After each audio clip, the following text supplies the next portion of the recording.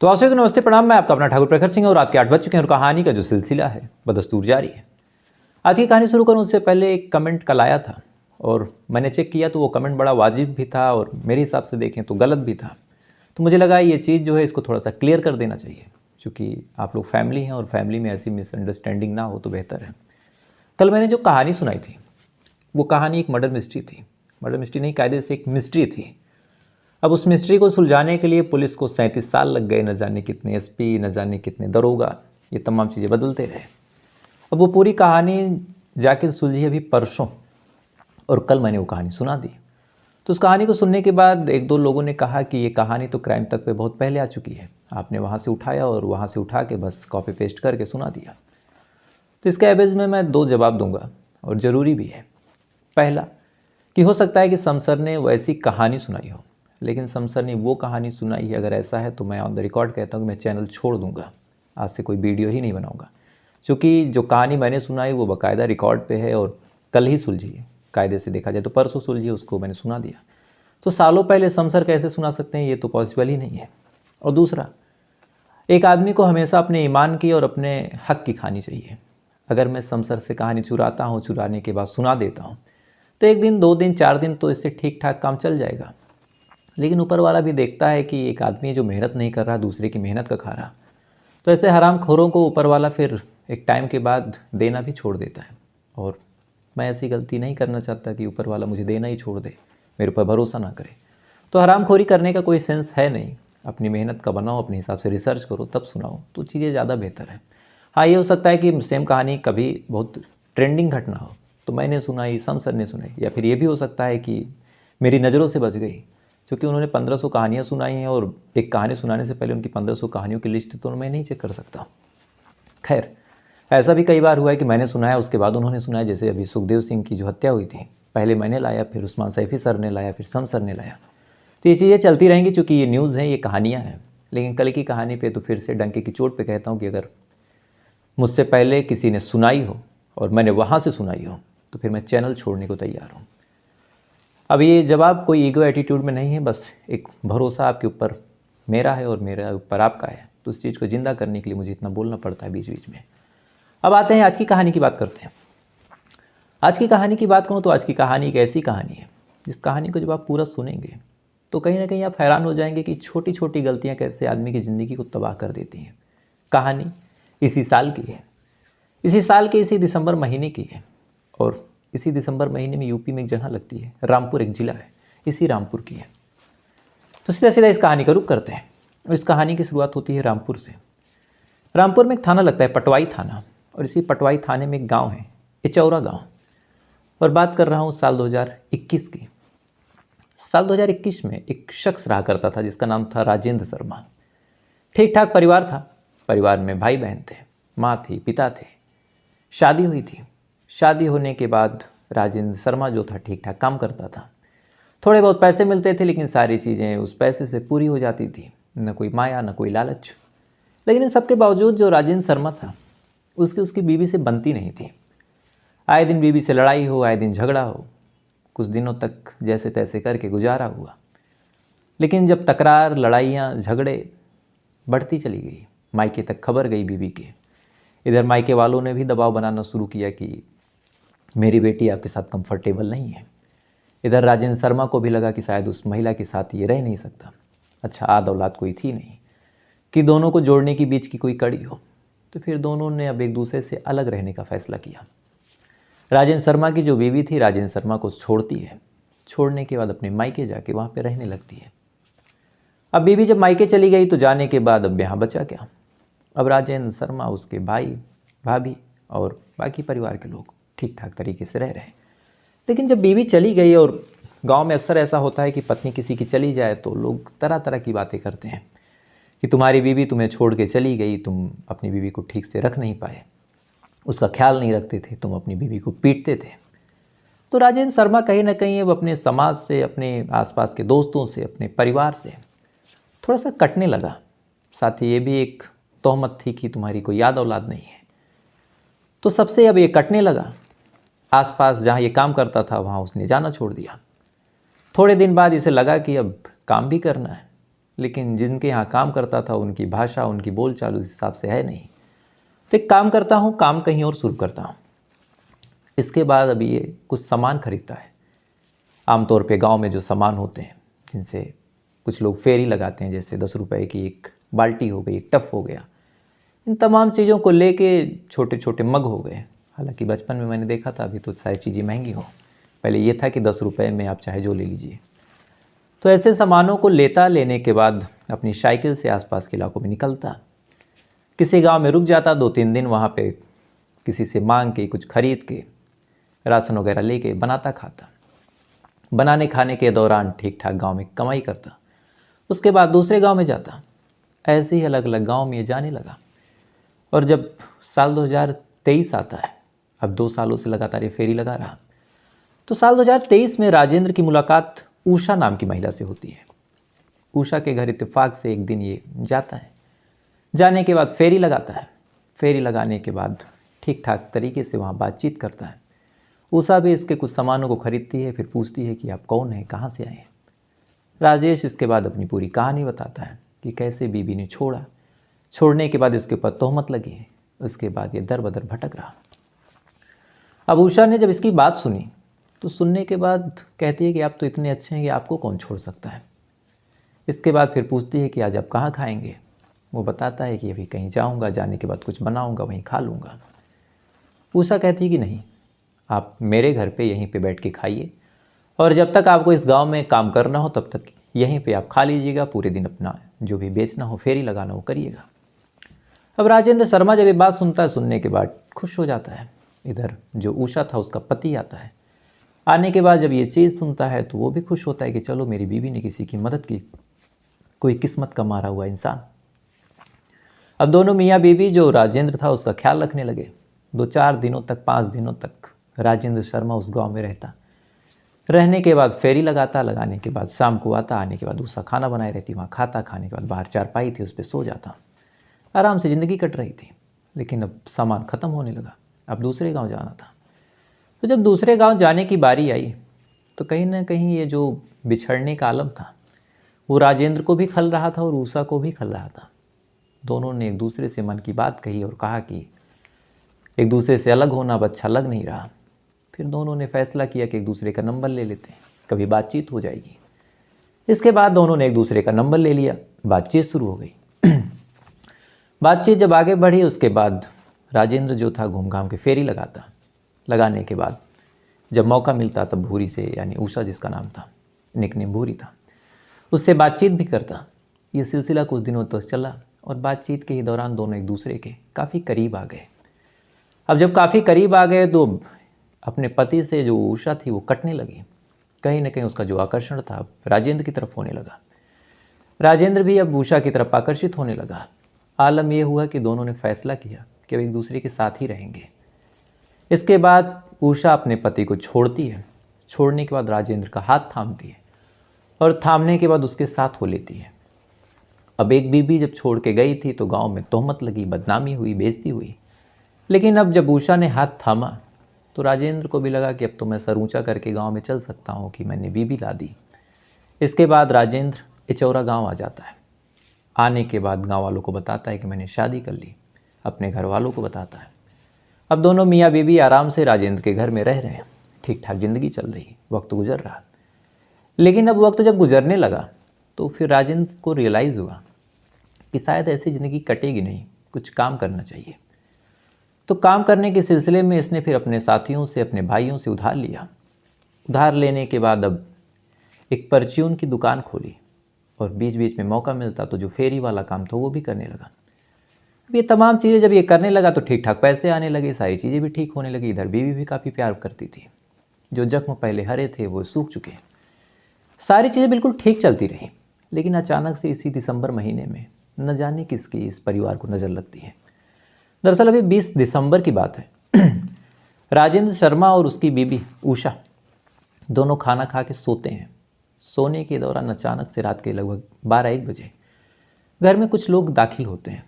दाखिल होने के बाद उन्होंने राजेंद्र के ऊपर हमला शुरू कर दिया। अब राजेंद्र के ऊपर जब हमला किया तो उषा ने बीच बचाव करने की कोशिश की, चीख पुकार की। तो उन लोगों ने उषा को पकड़ा और पकड़ने के बाद उसको बांध दिया और बांधने के बाद राजेंद्र को बुरी तरीके से पीटा। अब 15-20 मिनट तक सरिये से बाकी तमाम चीज़ों से पीटते रहे। ऊषा बोलती तो उसके मुंह में कपड़ा ठूंस दिया। ठूंसने के बाद अब वो कुछ कर नहीं पाई और जब उन लोगों को इत्मीनान हो गया कि राजेंद्र शर्मा के अंदर जान नहीं बाकी है तो फिर वो लोग वहाँ से चले गए। अब पूरी रात बीतती रही। घर में राजेंद्र घायल पड़ा है, शरीर से खून निकल रहा। ऊषा बधी पड़ी है, न चीख सकती है न चिल्ला सकती है। राजेंद्र शर्मा के शरीर से खून निकलता रहा और आखिरी कतरे के साथ सुबह होते होते राजेंद्र के शरीर से जान भी निकल गई। अब सुबह हुई। सुबह होने के बाद आसपास के सारे लोग इकट्ठा। जब उन्होंने घर का मंजर देखा तो चारों तरफ खून फैला। राजेंद्र शर्मा मरा पड़ा, अंदर ऊषा बंधी पड़ी। फौरन उन लोगों ने पहले तो ऊषा को खोला, उसके बाद राजेंद्र शर्मा को हॉस्पिटल लेके गए, लेकिन तब तक कोई जान बाकी नहीं थी। राजेंद्र शर्मा की मौत हो चुकी थी। अब जैसे ही मौत की खबर आई फौरन पुलिस को इत्तला किया गया कि इस हिसाब से मारा गया है एक आदमी को। पुलिस भी भागी आई। आने के बाद अब ऊषा से पूछा कि क्या हुआ था, तो ऊषा ने फिर पूरी कहानी बताई कि कैसे कुछ लोग आते हैं, आने के बाद मारते हैं, मारने के बाद मुझे बांध दिया, नहीं तो मैं कोशिश करती बचाने की। इतना कहती है, उसके बाद रोने लगती है। बताती है कि मैं अपने पति को छोड़ के आई थी और ये भी ऐसे हो गए, अब कहाँ जाऊँगी। ये तमाम चीज़ें जब पुलिस वाले सुनते हैं तो सुनने के बाद सन्न रह जाते हैं, क्योंकि अजीब अजीब बातें हो रही थी। दरअसल जब पुलिस वालों ने जांच पड़ताल शुरू की, जब बीवी से पूछा, माँ से पूछा, परिवार वालों से पूछा कि क्या किसी पे कोई डाउट है, किसी के ऊपर आपको शंका है कि कोई ऐसा कर सकता है, तो बीवी ने अपना बयान दिया और कहा कि मेरे पति को मेरे जो जेठ हैं जिनका नाम है सतीश और जो मेरे देवर हैं भीष्मपाल, वो मारना चाहते थे। चूँकि पैसे और ज़मीन को लेकर कुछ विवाद था और मेरा पति ठीक ठाक कमाने लगा था, तो फिर इन दोनों को जलन हुई और इन दोनों ने ही किसी को भेज के मरवा दिया। अब बीवी की जब ये बात सुनी, पुलिस वालों को भी लगा कि बात तो हो सकती है। उसके बाद उन्होंने सतीश और भीष्मपाल के ऊपर नज़र रखनी शुरू की कि क्या ये शख्स कर सकता है या नहीं कर सकता, और किया तो फिर किससे। उसके बाद पुलिस वालों ने सतीश और भीष्मपाल की लोकेशन चेक की कि आखिरी बार वो कहाँ गया था, आखिरी बार उसने किससे बात की थी, क्या कुछ हुआ था, क्या कभी लड़ाई, क्या कोई झगड़ा। जांच पड़ताल होती रही, तफ्तीश होती रही, बार बार सतीश और भीष्मपाल से पूछताछ होती रही, लेकिन इत्तेफाक से कोई ऐसी जानकारी या फिर कोई ऐसा क्लू नहीं मिला जिससे लगे कि हाँ ये दोनों कुछ कर सकते हैं। अब जब मिला नहीं तो फिर पुलिस वालों ने सोचा कि अब क्या करें। इधर ये जांच पड़ताल चल ही रही थी कि 2 दिन बाद जो मरने वाले राजेंद्र की माँ थी वो आती हैं और आने के बाद वो अलग बयान दे देती हैं। उन्होंने कहा कि मेरे बेटे को मेरे बेटों ने नहीं मारा, यानी राजेंद्र शर्मा को उसके भाइयों ने नहीं मारा, उसको तो उसकी बीबी ने ही मरवा दिया और ये बदचलन औरत है।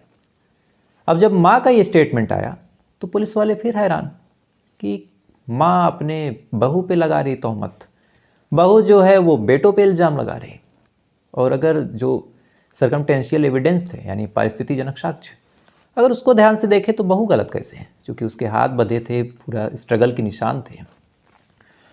लेकिन अब माँ कह रही है तो उसकी भी बात सुननी थी। अब इस हिसाब से भी जांच पड़ताल शुरू हुई, पूरे क्राइम सीन को रिक्रिएट किया गया कि तुम कैसे बंधी थी, क्या हुआ था, क्या नहीं हुआ था। तो फिर जब उसको भी चेक किया गया तो पता चला कि हाँ बहू भी सही बोल रही है, क्योंकि उसके हाथ में वो रगड़ के निशान थे, उसको बांधा गया था, उसने संघर्ष किया था।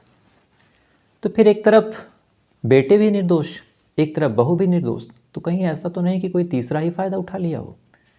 अब पुलिस वालों ने इस एंगल पे जांच पड़ताल शुरू की, सबसे तफ्तीश की, सबसे पूछताछ की, पूरे परिवार की कुंडली खंगाली, लेकिन यहाँ भी पुलिस वालों के हाथ ढाक के 3 पाथे लगे, यानी ना कोई सबूत ना कोई गवाह। इधर माँ बहू पे इल्ज़ाम लगा रही, बहू माँ पे इल्ज़ाम लगा रही, भाई पे इल्ज़ाम लगा रही। तो पुलिस वालों ने सोचा कि क्यों ना अब पूरे परिवार को एक बार खंगाल लिया जाए, दोनों पे ही बराबर फोकस करके जांच की जाए, यानी सतीश और भीष्मपाल पे भी और जो उषा थी उस पे भी। तो जब दोनों पे बराबर फोकस करके जांच पड़ताल की गई तो शुरुआत में तो कुछ नहीं मिला, लेकिन जब जो उषा और भूरी थी उसकी थोड़ी सी डिटेल और निकाली गई आसपास के लोगों से, तो पता चला कि कत्ल का तो नहीं पता, लेकिन हाँ ये बदचलन थी और इसका एक शख्स जिसका नाम है दिनेश शर्मा, उससे संबंध था। अब ये बात जब पुलिस वालों ने सुनी तब जाके पुलिस वालों ने दिनेश शर्मा के बारे में पता किया कि वो कहाँ है। जब उसके बारे में पता किया तो पता चला वो फरार है, और जैसी फरार की सूचना आई फ़ौरन पुलिस वालों को लग गया कि दाल में कुछ काला है। दिनेश शर्मा की तलाश हुई, तलाशी में ज़्यादा मेहनत मशक्क़त करनी नहीं पड़ी। उसको 25 तारीख को गिरफ्तार किया गया, 25 दिसंबर को, क्रिसमस के दिन। और गिरफ्तार करने का जब उससे पूछताछ की तो फिर उसने ऊषा का भी नाम लिया। उसके बाद इन दोनों को साथ में गिरफ्तार किया गया। और गिरफ्तार करने के बाद जब पूछताछ हुई तब दोनों ने जो कहानी सुनाई, उसे सुनने के बाद पुलिस वाले भी सन्न रह गए कि आखिर ये कैसे। दरअसल जो उषा थी, जब उसकी शादी या फिर उसका रिश्ता राजेंद्र से होता है, होने के बाद आती है, तो राजेंद्र का ख्याल उसने इस हिसाब से रखा था कि उसने पूरी तरह राजेंद्र का दिल जीत लिया था। सारी चीज़ें बिल्कुल ठीक चल रही थी, इतना ख्याल रखती, टाइम पे खाना, टाइम पे सोना, अगर कोई बात हो तो सबसे पहले राजेंद्र को बताना। तो राजेंद्र को सबसे ज़्यादा अगर किसी पे भरोसा था तो वो उषा पे ही था। इधर राजेंद्र ठीक ठाक पैसे भी कमा रहा था, तो पैसे कमाने की वजह से प्रॉपर्टी भी 1-2 ज़मीन के टुकड़े इसने खरीदे। तो इस वजह से अब राजेंद्र ने सोचा कि ज़मीन खरीदनी है, और जो ज़मीन खरीदने का नियम है कि अगर कोई पुरुष खरीदता है तो ज़्यादा पैसे लगते हैं, रजिस्ट्रेशन फ़ी, लेकिन अगर वही कोई स्त्री खरीदती है, कोई महिला खरीदती है तो कम पैसे लगते हैं। अब घर में महिलाएं 2, या तो माँ के नाम पे ले या तो बीवी के नाम पे ले। अब माँ के नाम पे लेने पे ये दिक्कत थी कि ज़मीन बट के 3 हिस्सों में फिर हो जाएगी, सतीश, भीष्मपाल और राजेंद्र। तो एक काम करता हूँ, बीवी के नाम लेता हूँ, जो भी होगा मेरे और मेरे बच्चों के हिस्से में आएगा। यानी आज का टाइम भी तो है, आदमी अपने भाइयों के लिए कुछ नहीं करना चाहता, भले ही एक बच्चा जो भी अस्तित्व में नहीं आया, एक बीबी जो 4 महीने पहले आई, वो ज़्यादा क्लोज होती है। तो फिर राजेंद्र ने भूरी के नाम ज़मीन लेने का फैसला किया और ज़मीन भूरी के नाम ले लिया। इधर जब भूरी के नाम हुआ तो घर में थोड़ी सी कला हुई कि बीवी के नाम क्यों। इसके बाद कुछ और ज़मीन, कुछ और प्रॉपर्टी थी, सारी चीज़ें धीरे धीरे भूरी ने अपने नाम करवा लिया। और अपने नाम जब करवा लेती है, इसी दौरान इसकी मुलाकात दिनेश शर्मा से होती है। दिनेश शर्मा से मुलाकात हुई, जिस हिसाब से राजेंद्र शर्मा के करीब आई थी उस हिसाब से भी दिनेश शर्मा के भी करीब आती है। अब सारी चीज़ें ठीक चल रही थी, दोनों अक्सर छुप छुप के मिलते भी थे, एक दूसरे से बातचीत करते थे। लेकिन इसी दौरान दिनेश शर्मा ने एक वीडियो बना लिया था, और वीडियो गलती से उसके मोबाइल से लीक हो जाता है, और लीक होते होते वो राजेंद्र शर्मा के फ़ोन पे आता है। अब जैसे ही राजेंद्र शर्मा के फ़ोन पे आया, राजेंद्र शर्मा को जब अपनी बीवी, अपनी चहेती पत्नी की जो करतूतें हैं वो पता चली, तो फिर उसे लग गया कि ये शायद कैरेक्टरलेस है। उसके बाद इसी बात को लेकर राजेंद्र शर्मा और उषा के बीच तकरार हुई। अब तकरार उसने उसके चरित्र के लिए किया, लेकिन उषा ने सोचा कि अब तो ये मेरी सच्चाई जान गया, तो कहीं ऐसा तो नहीं कि जो बाकी चीज़ें हैं उससे ये बेदखल कर दे और मुझे सड़क पे छोड़ दे। तो फिर यहीं से इसके मन में 2 डर थे। पहला कि अब मैं दिनेश से बातचीत नहीं कर पाऊंगी, मिल नहीं पाऊंगी। दूसरा कि जो प्रॉपर्टी है कहीं मुझे बेदखल न कर दिया जाए। तो हवस और लालच का यहाँ एक संगम होता है, और यहीं से एक खौफनाक प्लान बनता है कि इससे पहले कि राजेंद्र कुछ करे, मुझे घर से निकाले, मुझे छोड़ दे, इसको मार दिया जाए। तो फिर कैसे? तो इसीलिए इसे पता था कि अगर जांच पड़ताल हुई, कत्ल हुआ कहीं बाहर भी, तो मेरा नाम आ जाएगा। इसलिए मुझे ये दिखाना है कि मुझे कुछ पता ही नहीं है, और जब तुम लोग कत्ल करने आना तो मेरे ऊपर भी हमला करना, मुझे भी इंजर्ड कर देना। पूरा प्लान बनता है। प्लान बनने के साथ साथ राजेंद्र शर्मा को मारने के लिए जो दिनेश शर्मा है, अपने 2 दोस्तों के साथ 20 तारीख की रात को घर में दाखिल होता है। दाखिल होने के बाद राजेंद्र शर्मा के आगे कहीं ये भी डाउट था कि बच जाएगा तो फिर उषा फंस जाएगी, तो सबसे पहले उषा के ऊपर हमला करता है, थप्पड़ों से मारता है। मारने के बाद उषा भी नोचने का, खसोटने का प्रयास करती है ताकि लगे कि स्ट्रगल है। उसके बाद इसको बांधा जाता है, मुंह में कपड़ा ठूंसा जाता है। ठूंसने के बाद अब फिर ये लोग लोहे की रॉड से राजेंद्र के ऊपर हमला करते हैं और सर पे तब तक मारते हैं जब तक राजेंद्र शर्मा की मौत नहीं हो जाती। और जब मौत हो जाती है तो फिर इत्मीनान से उसे छोड़ के चले जाते हैं। इधर रात भर बधी रहती है उषा। सुबह जब आसपास के लोग आते हैं, उषा के मुंह से कुछ कपड़े निकालते हैं, तब जाके वो कुछ बोलती है। ये पूरी कहानी रच देती है। अब 25 तारीख को जब ये पूरी कहानी पुलिस वालों ने सुनी, तो सुनने के बाद जो मैंने शुरू में कहा कि 2 चीज़ें, कि एक आदमी दूसरी की बीवी को अपने पास लेके आया, एक घर को तोड़ के अपने घर को बसाया, तो उस महिला ने, चूँकि जो एक की सगी नहीं हुई तो गारंटी नहीं कि वो दूसरी की सगी हो जाए, लेकिन शायद ये बात राजेंद्र ने भी नहीं समझी। और दूसरा, और आज के टाइम में तो कहना गलत होगा क्योंकि अब रिश्ते भी कलंकित ही हैं, लेकिन जैसा भी है, आजकल एक ट्रेंड चलता है इंस्टाग्राम पे कि पैसे कमाओ, रिश्तेदारों को जलाओ। लेकिन एक चीज़ आप कभी ध्यान दीजिएगा कि जब कभी आप हॉस्पिटल में जाएं, ईश्वर ना करे लेकिन कभी आपको जाना पड़े, तो जाने के बाद देखिएगा कि अगर आपको खून की ज़रूरत होती है तो वहाँ पे जो लिस्ट लिखी होगी कि आपको देने वाले कौन कौन है, तो वहाँ कोई आपकी बुआ का लड़का होगा, कोई आपकी मासी का लड़का होगा, वहाँ कोई दोस्त, कोई ऐसे लोग बहुत रेयर होते हैं कि दोस्त वगैरह आ जाएँ, क्योंकि आजकल दोस्त बड़े बिजी होते हैं। आप बता देंगे कि भाई शादी में आया हूँ, यहाँ आया हूँ, लेकिन सबसे ज़्यादा आपके रिश्तेदार ही आपके मौके पे खड़े होंगे। और इस चीज़ में भी यही देखने को मिली, एक बाहरी लड़की पे इतना भरोसा और जान चली गई। तो फिलहाल ये थी पूरी कहानी। अब आपसे कल फिर मुलाकात हुई किसी दूसरी कहानी के साथ। तब तक अच्छे रहिएगा, खुश रहिएगा, अपना ख्याल रखिएगा, अपने देश का ख्याल रखिएगा। जय हिंद।